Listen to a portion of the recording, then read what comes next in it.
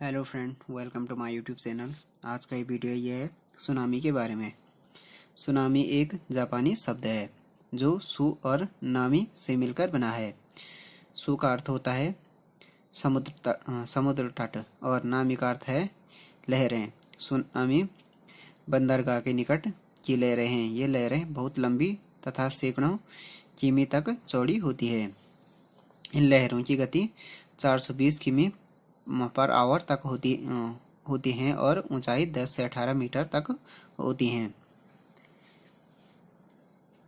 Tsunami के कारण अधिकतर सुनामी का कारण भूकंप होता है, लेकिन ज्वालामुखी के फटने, धरती की प्लेटों के खिसकने, वायुमंडलीय दबाव, समुद्र के भीतर विस्फोट और उल्काओं के प्रभाव के कारण भी सुनामी आती है। सुनामी चौतरफा बवंडर की तरह होती है। इसकी हवा की कोई निश्चित दिशा नहीं होती है। तो ये है कि सुनामी अधिकतर भूकंप के कारण होती है, लेकिन ज्वालामुखी के फटने, धरती की प्लेटों के खिसकने, वायुमंडलीय दबाव, समुद्र के भीतर विस्फोट और जो उल्काओं के प्रभाव के कारण भी क्या होती है, सुनामी आती है। सुनामी क्या है कि चौतरफा बवंडर की तरह होती है। इसकी हवा की कोई निश्चित दिशा नहीं होती है। जब किसी भीषण भूकंप के कारण समुद्र की ऊपरी परत अचानक खिसक कर आगे बढ़ जाती है तो समुद्र अपनी समांतर स्थिति के ऊपर की तरफ बढ़ने लगता है। उस समय जो लहरें बनती हैं वे सुनामी कहलाती हैं। इसका उदाहरण इस प्रकार दिया जा सकता है। धरती के ऊपरी परत अंडे की तरह है जिसमें दरारें हैं। जैसे अंडे का खोल सख्त होता है लेकिन उसके भीतर का पदार्थ लिजा व गीला होता है, यही स्थिति पृथ्वी के भीतर की है। अतः भूकंप के असर से ये दरारें चौड़ी होकर अंदर के पदार्थ में इतनी हलचल पैदा करती है कि वह तेजी से ऊपर की तरफ रुख कर लेती है और सुनामी की लहरें उत्पन्न होती हैं।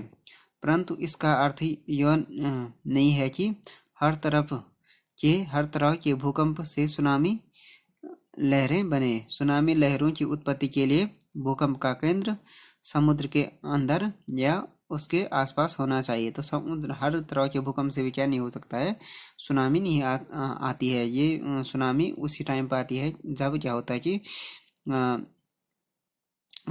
भूकंप से सुनामी की लहरें बने। सुनामी लहरों की उत्पत्ति तभी होती है जब भूकंप का केंद्र क्या हो, समुद्र के अंदर या उसके आसपास होना चाहिए।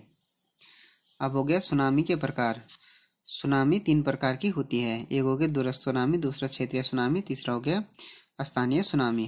फर्स्ट हो गया दूरस्थ सुनामी के बारे में। यह दूर लंबे रास्ते से उत्पन्न होती है, जैसे चिली में प्रशांत